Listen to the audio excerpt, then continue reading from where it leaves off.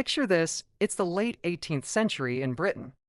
The Industrial Revolution is booming, but so is crime. The prisons are overflowing, and America, the previous dumping ground for convicts, has just declared independence. What's a global empire to do with all its petty thieves, poachers, and political dissidents? The answer lay halfway across the world, in a land largely unknown to Europeans, Australia. Hello, everyone, and welcome back to the channel. Today, we're sailing back in time to uncover the surprising and gritty origins of modern Australia. Forget kangaroos and koalas for a second.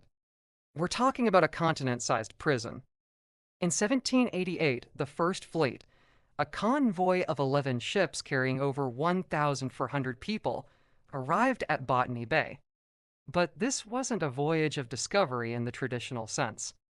Over half of those on board were convicts, sentenced to transportation for crimes as minor as stealing a loaf of bread. Captain Arthur Phillip, the fleet's commander, quickly realized Botany Bay wasn't suitable. So they moved a little further up the coast to a place he named Sydney Cove, and on January 26th, the British flag was raised. This marked the birth of the colony of New South Wales and the beginning of Australia's chapter as a penal colony. Life for these first arrivals was incredibly tough.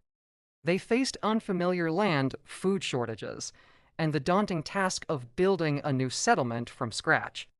The relationship with the indigenous peoples, who had inhabited the land for over 60,000 years, was complex and often fraught with conflict from the very beginning. For the next 80 years, over 162,000 convicts would be shipped to various penal settlements across Australia. But here's the fascinating part. This brutal experiment in social engineering eventually transformed. As convicts served their sentences, many were granted land and became settlers themselves. They built roads, farms, and towns, laying the very foundations of the nation we know today. What started as a remote, harsh prison slowly evolved into a society of pioneers, a place of second chances where a new identity, distinct from Britain, began to form.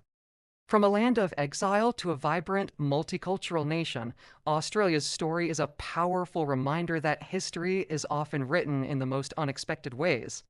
Thanks so much for joining me on this historical journey. See you in the next video.